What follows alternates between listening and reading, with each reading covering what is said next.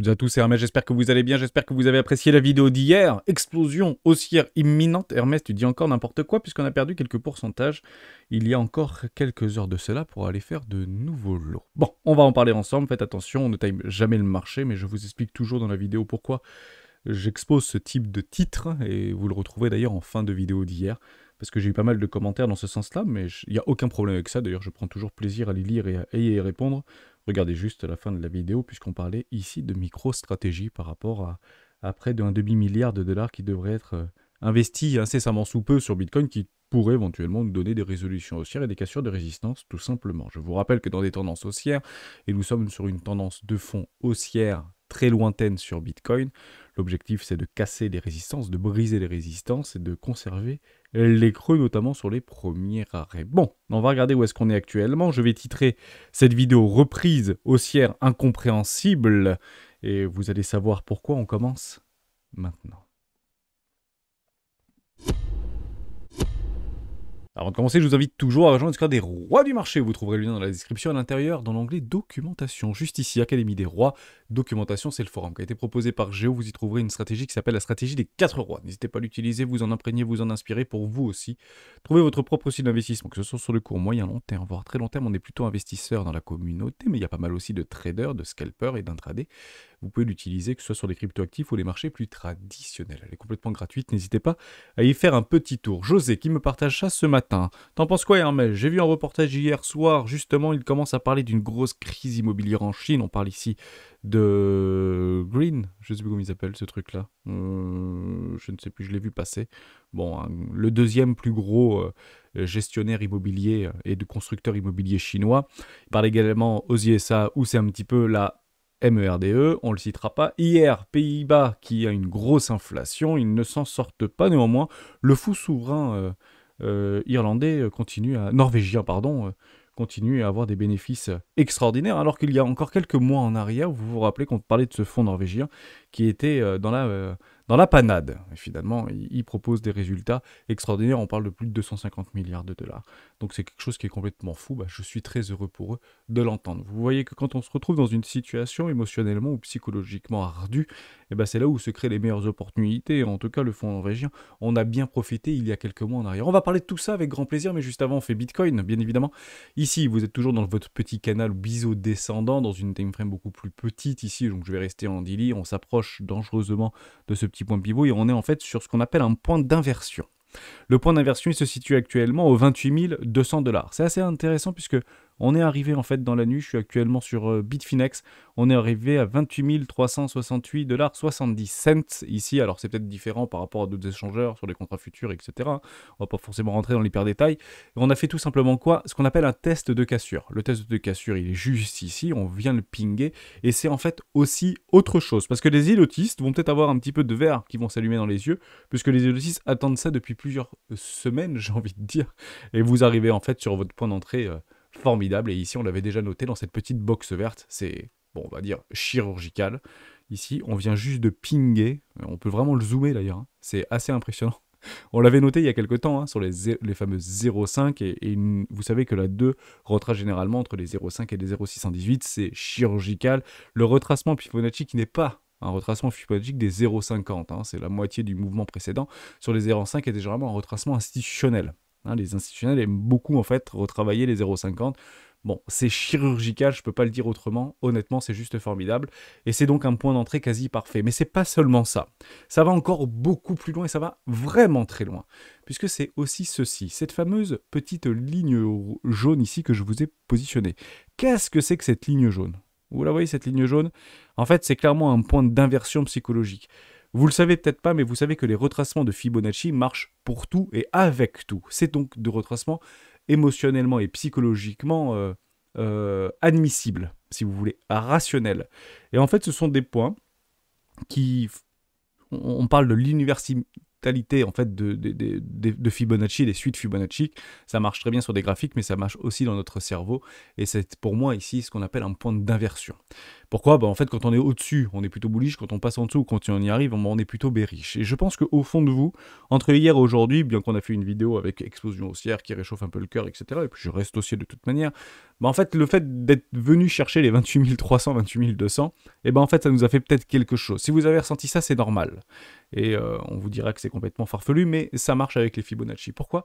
Puisque c'est aussi exactement les 0,618 de tout le précédent mouvement par rapport au bull market de 2019 jusqu'à 2021. Tout le retracement, c'est exactement ici, les 0,618. Et on ne peut pas faire mieux, j'ai envie de vous dire. C'est chirurgical. Mais vraiment chirurgical, on tape pile dessus. Bon, on peut presque appeler ça aussi un point parfait, un point de colle parfait. Mais bien évidemment, bah, on n'a aucune confirmation, puisqu'on n'a même pas de divergence actuellement. On en avait une toute petite sur Ethereum, elle s'est fait invalider, enfin elle s'est fait avaler, puisqu'on a fait un nouveau lot, je crois. Oui, c'est exactement ça, on a fait un nouveau lot. Donc malheureusement, cette petite divergence n'a pas été admissible en fait en 4 heures. C'est pas grave, hein, je reste complètement sur mon scénario. On est en train de travailler cette oblique. Pour moi, ce sont des prises de profit pour des vendeurs à découvert, et beaucoup d'acheteurs doivent se positionner ici. Vous êtes actuellement sur le retracement de 0,50 de tout le précédent mouvement, voire rentrer dans une zone de rechargement d'achat, moyen terme, court terme. Voilà, 0,618, c'est... J'adore, hein, c'est robotique hein, si vous voulez, mais bon, il y a beaucoup de paramètres Fibonacci dans les algorithmes de trading des plus gros traders qui utilisent les algorithmes. Bon, en fait, ça utilise les retracements Fibonacci. Honnêtement, je me sens parfaitement en confiance. Hein, et si d'ailleurs émotionnellement on se sent ardu de buy ici sur Ethereum, bah, c'est très bon. Je vous le dis franchement, c'est que c'est plutôt positif. Les trades qui sont émotionnellement faciles sont généralement les moins rentables. Les trades qui sont émotionnellement les plus ardus, les plus difficiles sont généralement les plus profitables. Ça ne veut pas dire qu'il faut absolument acheter, mettre all-in, debout sur la table. Non, c'est un tout petit quote-part du capital trading. On met 1% là-dedans et puis on voit ce qui se passe tout simplement. Et on met un stop loss généralement sous les précédents creux. Ici, sous les 1624 $ pour Ethereum, c'est à peu près du moins 10% à peu près. Hein, si on l'avait pris hier ou là-dedans, même on peut remonter un tout petit peu puisque si on attend des confirmations au niveau des avalements, voilà, du moins 11%. Bon, moi, je l'ai fait beaucoup plus bas, hein, personnellement, puisqu'on n'est pas à l'abri d'une chasse à la liquidité. Premier arrêt ici, je me mets un tout petit peu plus bas. Voilà, j'ai fait un levier x4 là-dedans, un levier x5, et on verra bien ce qui se passe, et puis je me ferai exploser. Si je dois me faire exploser, bah, c'est pas grave. L'objectif, c'est pas d'avoir raison, l'objectif, c'est de gagner, bien évidemment. Mais on ne se surexpose pas sur ce site de marché. On est actuellement aussi dans une situation de survente. Actuellement en daily, on le voit très très bien ici, sur nos indicateurs techniques. J'utilise notamment le R Williams personnellement. Vous pouvez le refaire exactement comme moi, hein. R Williams close 21 périodes et une EMA 13. On est actuellement dans une situation de survente ici au niveau du daily par rapport à Bitcoin. À chaque fois qu'on était retourné dans une période de survente, bah ça a pumpé, hein, on va pas se la faire, mais on peut... Alors, je prends toujours les tendances, faites attention à ça. Hein. Dans une tendance haussière, on achète les creux. Dans une tendance baissière, on vend les hauts, hein. On vend les tops, entre guillemets, provisoires, dans des zones de rechargement, de vente logique, bien évidemment. Donc, mais si on prend en fait des retours dans une situation de survente ici, bah boum, ça pump. Ici, bon oui, bon, invalidé, mais merci... C'était en mars dernier avec la chute de Silvergate, Silicon Valley Bank, etc. Bon, c'était pas top, mais on est bien venu chercher notre moyenne mobile 20 périodes en trimestriel ici. C'est chirurgical, c'est un petit bijou de technologie, cette moyenne mobile trimestrielle. Derrière, ça, enfin, j'utilise quasiment que ça en fait pour me positionner personnellement sur des actions, etc. J'utilise vraiment cette moyenne mobile 20 périodes trimestrielles. Elle est redoutable. Vous pouvez prendre n'importe quelle valeur cyclique, technologie, crypto-actif. Elle est redoutable en fait, cette moyenne mobile trimestrielle. Si vous êtes investisseur plutôt moyen long terme, regardez que ça. Et honnêtement, c'est plutôt profitable dans le temps. Et si on regardait ça sur Apple, bah on est plutôt éloigné de cette moyenne mobile trimestrielle en 20 périodes. Ici, bon, on se retrouve dans une situation de survente, boum, ça pump. Ici, survente, boum, ça pump. Et on se trouve dans une zone de rechargement de vente logique. Ici, bah, c'est à peu près pareil. Ici, on est un petit peu catalysé, boum, bah, ça pump un petit peu. On vient chercher des stops. Et donc, quand je vous dis ça, vous dites, mais qu'est-ce qui est en train de se passer? En fait, vous avez une accumulation de stops vendeurs qui se sont positionnés ici. Vous vous rappelez de ça? On est venu tous les chercher. Et ben en fait, on fait exactement la même chose. On est en train en fait d'accumuler des stops vendeurs qu'on n'a toujours pas venu chercher. Et bien on va aller les chercher tôt ou tard, hein, bien évidemment. Ils ne resteront pas impunis sous résistance, tout simplement. Parce qu'on a tendance en fait à vendre à levier sous résistance et c'est pas la meilleure chose à faire. Généralement, on prend des TP. On prend des tech profits. C'est pour ça qu'on a des situations un peu de wake-off vis-à-vis d'une forme de distribution d'intercycle, si vous voulez, sur des niveaux clés au saut des résistances assez importante. Et on l'a ici, en fait, cette résistance extrêmement importante. On l'a vu hein, depuis très très longtemps, cette énorme résistance qui est en fait un point de polarisation. C'est un point de polarité, tout simplement, entre un retour d'une tendance haussière avec un nouveau sommet et ici la cassure qui en fait signe. C'est très malheureux à dire, hein, c'est toujours très difficile à... D'ailleurs, je vais répondre à cette question puisque c'est une question qui revient souvent. Ici, en fait, on a compris que c'était le bear market. Vous imaginez qu'on a compris que c'était le bear market quand on a cassé les 28 000 $. Et c'est ici, en fait, qu'on avait pris avec la communauté le big short. Vous dites complètement fou de prendre un big short actuellement là-dedans sur tes... Oh ouais, mais c'était pas très bon, en fait, au niveau des news, etc. Et quand il y a des news qui sont relativement mauvaises, notamment Celsius, Terra Luna et j'en passe, bah, quand ça s'est baissier, bah, c'est que c'est réellement baissier. Donc on avait pris un big short là, et on se dit, ouais, mais donc ça veut dire que t'as pas vendu le top, t'as pas vendu là, t'as pas vendu là. Si, en fait, on prend des profits dans la montée. En fait, quand vous êtes dans une typologie de TP, de tech profit, les fameux TP1, TP2, TP3, vous prenez pas TP1, TP2, TP3, vous prenez TP1, TP2, TP3. Eh oui, on vend dans la montée et on achète dans la descente dans une zone de rechargement d'achat. C'est ça la stratégie des 4 rois. Donc en fait, ici, il n'y a pas réellement de vendeurs, il y a des... on capitule en fait là-dedans. Alors oui, il y a des opportunités parce que des gens savent quelque chose que nous n'avons pas, et puis beaucoup étaient peut-être là, enfin, une toute petite minorité avait peut-être senti et pressenti le truc, et puis on shortait jusqu'à temps qu'ils se le fassent déloger. Et ils vont continuer très probablement à se faire déloger, ces gens-là. Hein, soyez complètement rassurés par rapport à ça, et c'est aussi en ce sens que je reste bien évidemment haussier. Mais on prend des profits dans la montée pour pouvoir les réinvestir dans des zones de rechargement, d'achat long terme. Tout simplement, on ne capitule pas dans les descentes. Logiquement que quand vous arrivez à observer ce type de choses, vous êtes bien sûr exposé mais pas surexposé, vous avez beaucoup de cash pour pouvoir réinvestir. Et c'est en fait en ça que sur des cryptoactifs, je me suis moi repositionné alors que Bitcoin n'avait pas encore cassé en fait ses précédents lots. Ici, on était encore là-dedans avec Bitcoin.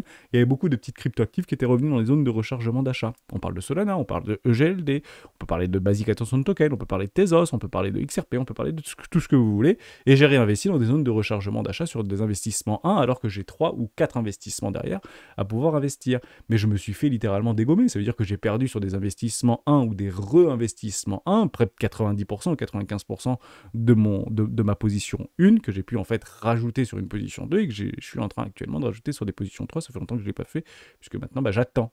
On est à peu près sur mes prix d'entrée moyens sur pas mal de mes cryptoactifs préférés, donc je suis assez content par rapport à ça. Oui, je suis un petit peu en perte, mais c'est clairement comme ça qu'il faut le réfléchir. Et ça permet en fait de se soulager émotionnellement et de suivre une stratégie. Et la stratégie sur des grandes time frames, si on passe en trimestriel, est plutôt profitable sur le temps. Et je reste profitable sur les marchés crypto, puisque je pense que c'est haussier et je pense qu'on va faire de nouveaux sommets. Tout simplement. Ça, je pense que c'était très important de remettre un point d'honneur là-dessus, mais on est clairement sur un petit point d'inversion, c'était clairement ce que je voulais vous montrer, et on peut aussi le reprendre par rapport au volume profile. Il y a beaucoup de personnes qui regardent en fait des sommets, des tops ou des points bas pour en fait prendre résistance support. C'est pas des bons résistants, c'est pas des bons supports, pour être tout à fait honnête avec vous. Les meilleures résistances et supports se calculent en fait, où on se visualise, par rapport au volume profile. Hein, c'est super important. Dès lors, on peut le faire assez simplement. Ici, vous avez des énormes résistances qui faisaient office précédemment de support. Je vais vous les mettre comme ça, en rouge, hein, puisque le cours est maintenant en dessous. Ici, vous avez des énormes résistances, parce que vous avez des volumes, donc des rencontres entre l'offre et la demande qui sont assez importantes.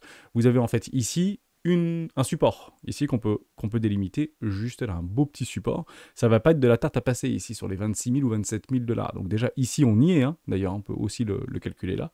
Sur ce petit point d'inversion, vous avez un magnifique support. Donc premier support, deuxième support. Après vous avez un petit trou dans le volume profile juste ici. On peut partir du principe que le cours est attiré par généralement ces trous dans le volume profile parce qu'il y a eu très peu de business qui a été généré ici. Vous avez également un support juste ici, vous avez également un support juste là, et vous avez un support juste ici. Et puis là, vous comprenez quelque chose de très simple, parce que Hermès, il dit, un super point d'entrée, c'est grosso modo les 20 400 $, ou ici les 22 700 $, parce que là, j'ai des plays, vous avez d'ailleurs des confluences avec cette moyenne mobile trimestrielle, en 20 périodes, où vous avez aussi une Kinjun en weekly qui peut se retrouver à peu près ici, ou en tout cas pas très loin, d'ailleurs on peut bien évidemment le mettre puisque je suis sur cette charte là. Si on passe en weekly, je pense qu'on le voit. Voilà, vous avez des SSA un petit peu plus haut, pardon, mais vous avez voilà des SSA qui sont juste ici avec des bas de nuages, enfin des choses comme ça, qui sont plutôt pertinentes en tout cas à jouer, et donc qui sont des confluences avec des trous dans le volume profile. Le plus gros qui est actuellement, c'est celui-ci, des 17 000 ou des 17 200 $, ou 16 800 $ à peu près. C'est ce plus gros pack de volume ici, et on sait qu'il y a eu une très forte passation, un changement de main, si vous voulez, par rapport à ces volumes profile. Alors, je voulais pas prendre celui-là, mais il est aussi énorme d'ailleurs, mais si on l'enlève, voilà, ça va revenir à peu près à la normale. Ok, pas de problème avec ça. On peut prendre bien sûr dans le temps, il n'y a aucun souci avec ceci. Donc là, vous avez un trou dans le volume profile, mais vous avez également un trou dans le volume profile qui est juste ici, et vous en avez un énorme qui est beaucoup plus haut ici, sur les 53 000 $. Donc si on pense, en tant que boule, qu'on peut être attiré par ce trou dans le volume profile, c'est la réalité. Par celui-ci, c'est la réalité. Par celui-ci, également, et par celui-ci, également. Dès lors où que le cours aille, c'est considéré comme vous comme une opportunité. Dès lors, ici, je prends potentiellement des TP. On a déjà d'ailleurs pris des TP sur les 32 000 ou 30 000 $ pour ceux qui étaient. Maintenant, on attend peut-être beaucoup plus haut. Personnellement, j'attendrai les 36 000 $ pour prendre mon ongle, puisqu'on arriverait sur cette énorme résistance ici. Et après, c'est les 53 000 $. Et vous avez en fait beaucoup d'IoTistes, beaucoup d'analystes en fait qui visent ces fameux 36, 48, 53 000 $. Et c'est complètement en fait réalisable et complètement réaliste dans un intercycle. On peut aller incessamment sous peu sans aucun problème. Mais vous pouvez aller visiter un tout petit peu plus bas. Aller visiter les 25 000 $ ne remettra pas en cause, bien évidemment, cette tendance. C'est pour ça que tous les plays que vous prenez, hein, si vous êtes plutôt swing trader, se mettent en dessous des précédents lots. Hein, je vais tout effacer ici, mais vous l'avez comme moi, juste là. C'est très important en fait de le signaler comme ça. C'est ici en fait, tous les stops se passent ici. C'est super important.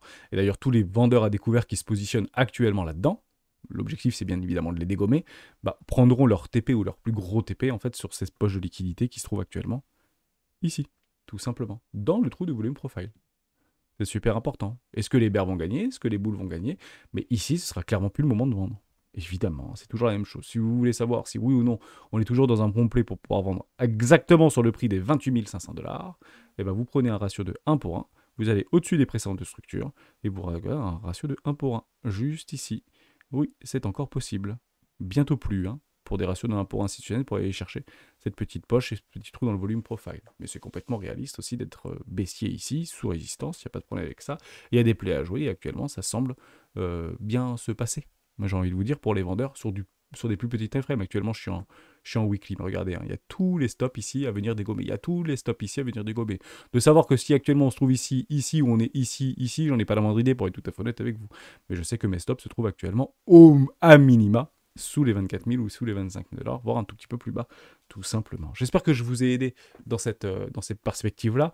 Côté order flow, je vois pas grand-chose pour être tout à fait honnête avec vous. Je vois qu'il y a plutôt des personnes qui tentent d'acheter ce dip. On a quand même liquidé pas mal de boules pendant la nuit, là, ici, hein, des 4 millions, des 3 millions, des 20 millions, des 10 millions, il faudrait regarder sur d'autres indicateurs. Vous avez les top traders qui se sont en fait désengagés par rapport à leur ratio. Vous avez des opportunités qui sont relativement soutenus, mais vous avez quand même du retail au nombre de comptes qui sont plutôt en faveur d'acheter ce dip. Donc généralement, ça finit en blow off top. Donc on peut faire des choses relativement similaires à ceci, tout simplement. Donc on fait un truc comme ça, on fait ceci, et puis là on peut partir. Un petit peu à cette image-là, un petit peu à cette image-là, un petit peu à chaque fois que ça se passe comme ça, c'est toujours comme ça que ça se passe d'ailleurs, pour avoir ce réel point d'inversion, pour dire qu'on passe de boule à bear, et c'est généralement là qu'on fait des retournements. J'ai bien aimé aussi au niveau du BUSD, au niveau du spot ici sur Binance. D'ailleurs, j'ai aussi de l'USDT là-dedans, de mes dominances plutôt favorables à acheter ce dip-là. Donc, on va voir comment ça va se passer. Mais ça reste un très bon point d'entrée. C'est le premier point d'entrée, j'ai envie de vous dire, pour pouvoir éventuellement initier des trades, tout simplement. Avant, c'était trop tôt. Maintenant, nous y sommes. Donc, qu'est-ce qu'on fait quand on y sommes? On agit, hein, tout simplement. On peut agir sur ces niveaux de prix. Est-ce qu'ici, on peut avoir un petit retournement avec une divergence en H1, en H4 pour prendre un play, pour aller chercher éventuellement un déséquilibre un tout petit peu plus haut, juste ici, par exemple, ou juste ici, sur des petits time frames. Beaucoup vont probablement jouer en fait ces tout petits rebonds, ces petites corrections haussières. C'est pas complètement impossible à jouer. En tout cas, vous êtes sur un très très bon point ici. C'était vraiment c'est le premier. Voilà, au moins ça rassure les élotistes, et les élotistes sont rentrés dans leurs statistiques. J'envoie un message à Lux, à Rudy ou à bien plus encore. Juste avant de passer à la suite, j'ai reçu du mari à ma cousine un message hier. Donc je vous avais dit que je vous en parlerai. Alors pour ceux qui me suivent depuis quelques mois maintenant, hein, voire années, on peut presque en parler parce que la chaîne aura bientôt 2 ans à partir du mois de fin septembre. Je vous avais dit que le jour où il me renvoie un message en ce sens-là, je vous en parle. Bon, j'ai l'impression qu'il est peut-être un tout petit peu trop tôt, mais ça peut être une grosse vue de l'esprit. Salut Vincent, comment vas-tu? Je dis salut, je vais très bien, et toi, comment vas-tu? Il se trouve actuellement à Singapour, hein, il est vice-président ou président maintenant dans une multinationale, multinationale française. Je voulais te demander si tu avais des recommandations sur les cryptos. Il me demande, il ne suit pas du tout la chaîne des rois du Bitcoin, etc. Et puis pourquoi? Puisqu'il me dit, je pense qu'on est à l'aube d'un gros mouvement. La dernière fois qu'il m'a envoyé ce type de message, et je vous le dis franchement, hein, ça veut dire qu'entre ce message-là et le précédent, il n'y a rien eu comme message. On s'appelle, on se voit, mais en ce sens-là, en parlant de crypto-monnaie. C'était exactement ici. Voilà, je ne vous mens pas. Donc je vais expliquer un petit peu mon avis hein, par rapport à mon scénario, etc. Voilà, nous étions en octobre 2020. C'est donc ici, juste là qu'il m'a envoyé un message. Exactement le même. Et à ce moment-là, il disait, je pense qu'on est à l'aube d'un gros mouvement. J'ai dit, ouais, moi je suis plutôt en train de shorter. J'ai plutôt de la couverture. Et je suis pas trop d'accord avec un bull run. Alors psychologiquement, c'était difficile. Il y avait le Covid, on était confinés, il y avait des confinements sur confinement sur confinement. On avait été confinés en juillet, on était reconfinés en fait après en 2021, donc ça a duré relativement longtemps. Et il m'envoie un texto ou un message sur WhatsApp pour me dire voilà, je pense qu'on est à l'aube d'un gros mouvement. Il l'a joué fort et bravo à lui, puisqu'après il s'est barré. Et là, il me renvoie le même message. Donc on a un petit peu discuté. Ça peut être un billet psychologique supplémentaire. En tout cas, moi, je le considère comme un billet. Pourquoi? Parce qu'il y a pas mal d'analystes en fait qui pensent aujourd'hui qu'on est à l'aube de quelque chose et qu'on ne reverra jamais en fait les précédents lots. C'est-à-dire qu'on ne repassera pas sous les 20 000 $, ou qu'on ne repassera pas sous les 24 000 $, ou qu'on ne repassera pas et qu'on va partir tout full to the moon. Voilà. Au minimum aux 70 000, 75 ou 80 000 $ nouvelle ATH. Donc un scénario indifférent si vous voulez, en tout cas de celui que j'expose depuis quelques mois maintenant, qui se trouve actuellement ici, sur cette fameuse année du réel, retour à la réalité, une revue au niveau des objectifs et des perspectives de croissance, au niveau des résultats des entreprises américaines, etc. Donc moi je suis plutôt un peu là-dedans, je pense encore qu'on va faire une nouvelle jambe haussière, c'est clairement ce que je joue et je le joue actuellement.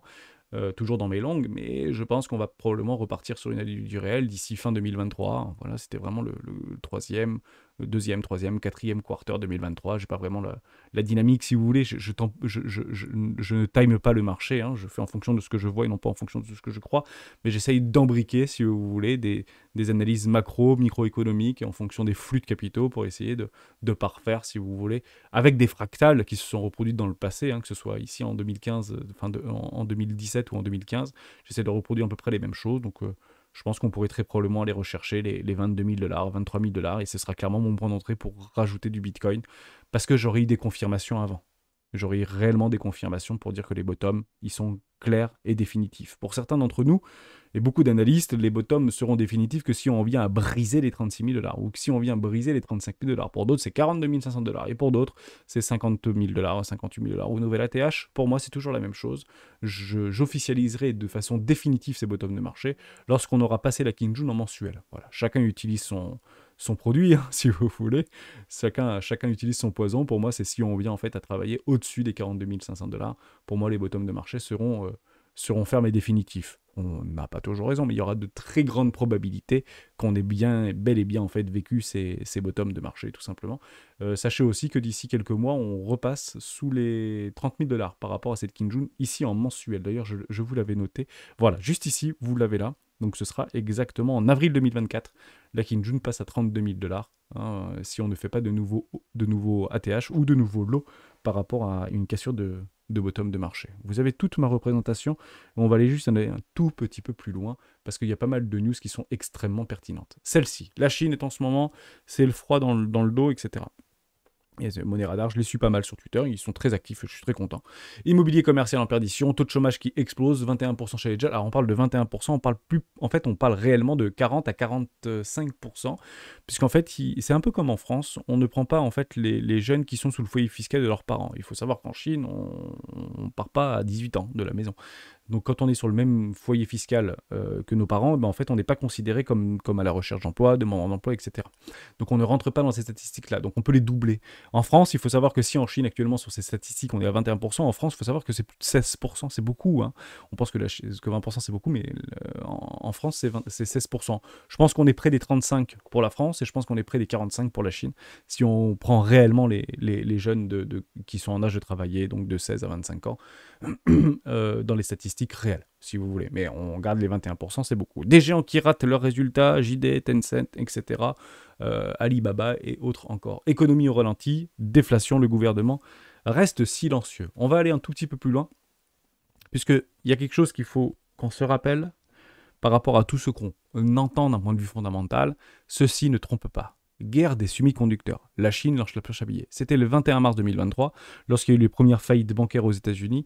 La Chine a décidé de relancer la planche à billets, baisser ses taux directeurs et envoyer en fait de très grandes subventions aux semi-conducteurs, à Huawei, sauver Huawei, NIO, dans l'électrification des véhicules, etc., pour relancer leur marché intérieur. Formidable. Donc ça, c'est quelque chose qu'il faut vraiment marquer au fer rouge sur notre peau. Parce que tant que ça existe, la Chine ira très probablement bien. En tout cas, elle ira pas bien, mais les marchés iront bien. Même si fondamentalement, on a l'impression que la Chine est au dos du mur. Il y a aussi un petit peu de propagande européenne, américaine, comme vous pouvez bien sûr l'imaginer. Tout simplement. Endetté à plus de 150 milliards d'euros, le promoteur chinois, voilà, c'est Country Garden, j'avais oublié le nom. Country Garden s'effondre en bourse. Bon, maintenant, on va pas se mentir. Country Garden, si vous regardez 2 secondes comment il s'effondre en bourse, ça fait bien longtemps qu'il s'effondre en bourse, Country Garden. Hein, donc, c'est pas une surprise pour personne. Il est en train de mourir, il est en train de plus que mourir, si vous voulez. Parce que depuis 2018, le truc est en train de s'effondrer littéralement. Donc oui, ça perd 20%, 30%, machin. Oui, non mais attendez, depuis 2018, depuis la fameuse grande crise, si vous voulez, avant le Covid, ce machin a perdu en fait près de 95%, 94% de sa valorisation. Donc si ça repère 30%, c'est pas très très grave. On a déjà perdu pas mal de plumes. Ok, c'est clairement une crypto ce truc-là. Maintenant, on a fait les nouveaux plus bas. C'est pas très bullish l'histoire. Ceci ne sont pas les soldes. Ceci n'est pas une opportunité. Ceci est mort. Donc on ne va pas là-dedans. On attendra quoi? On attendra ce type de choses. On latéralise pour éventuellement prendre des excès haussiers, des explosions, une forte consolidation. Ceci est au revoir. Il faut l'oublier. Ce truc de choses, en fait, il faut les oublier. C'est comme nos cryptoactifs préférés. Si elles ressemblent à ça, on les oublie. Soit on les laisse et on part à zéro, puisque notre money management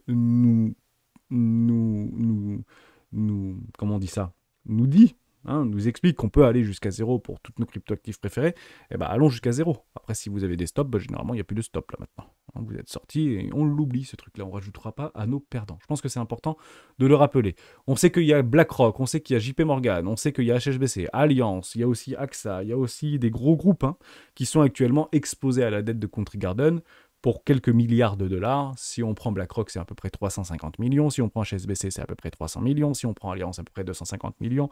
Donc c'est marginal par rapport à leur exposition. Mais ça peut en fait avoir des répercussions, puisque s'il faut les provisionner, malheureusement, ça fera un trou de cotation dans les résultats financiers. Faites attention par rapport à ça. Donc, ça veut dire quoi?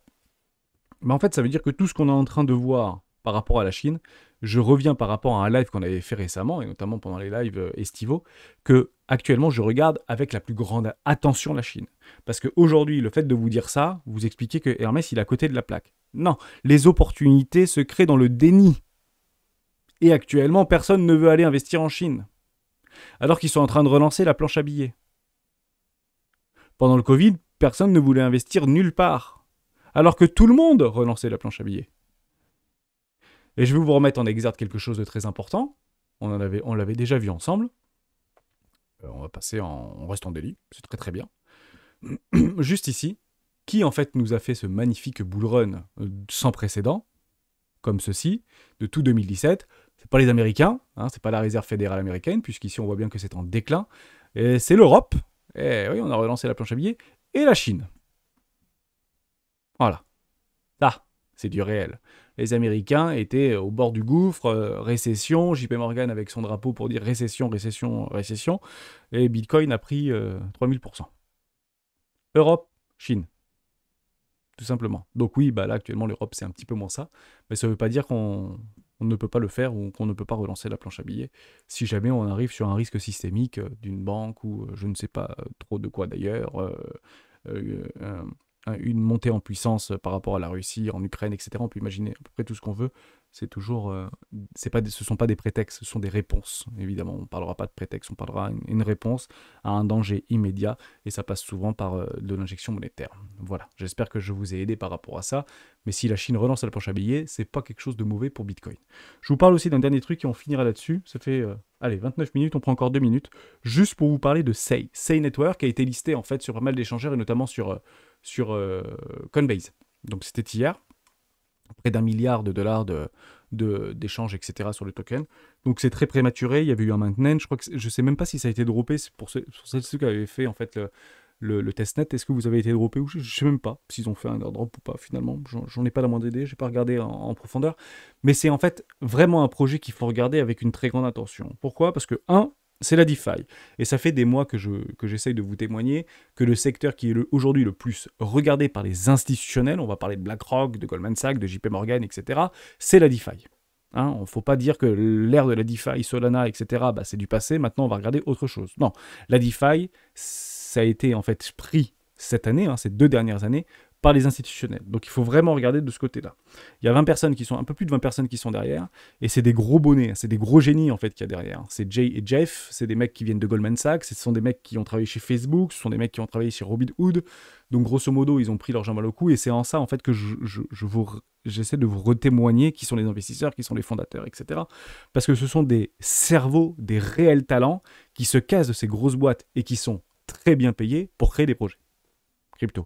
Et c'est en ça, en fait, qu'on va pouvoir avoir beaucoup plus d'efficience, beaucoup plus de résilience, beaucoup plus d'assurance et de réassurance par rapport à l'avenir de ces ruptures technologiques. Donc c'est des vrais génies qui sont partis. Je vous invite d'ailleurs à regarder une petite vidéo qui avait été faite par Journal du Coin. C'est sous-titré, donc c'est en anglais, mais c'est sous-titré. C'est un des fondateurs de Say. Avant d'investir, si vous voulez investir là-dedans, moi personnellement, je le regarde avec une très grande attention, pour être tout à fait honnête avec vous. Mais regardez ce type de choses. C'est important d'aller chercher votre recherche fondamentale, et c'est en ça qu'on fait notre travail de recherche fondamentale, en écoutant les fondateurs, et s'il vous paraît sérieux, pourquoi pas éventuellement y placer quelques billes. C'est toujours la même chose. Vous avez aussi leur lightning, Gerandra Jog, et vous avez Jeff également, co-founder de Saylab. Il a travaillé chez Goldman Sachs, il a travaillé chez Venture Investor, etc. Donc pas pendant 6 mois, pendant 3 ans quand même, c'est quand même pas rien, San Francisco, donc c'est tous les mecs de la Silicon Valley qui se cassent pour créer des projets. En fait, c'est super bien parce que j'aime beaucoup l'univers Cosmos, Cosmos Hub, etc. Et en fait, c'est Networld est basé sur Cosmos. Donc c'est plutôt intéressant aussi de voir que Cosmos, aujourd'hui, est utilisé par des gros projets qui sont, comment on peut dire ça, pas plébiscités, mais qui dégagent un réel intérêt. Et c'est aussi de mon devoir de vous en parler pour pas qu'on passe à côté, quoi. Donc maintenant, c'est sur quasiment tous les échangeurs. Bon, vous avez à peu près 20% des tokens qui ont été libérés. On parle de 2 milliards de dollars. Mais si vous comparez à Solana, puisqu'aujourd'hui, Solana, c'est... Alors, ils ont beaucoup plus d'historique, Solana. On ne met pas Solana à la poubelle.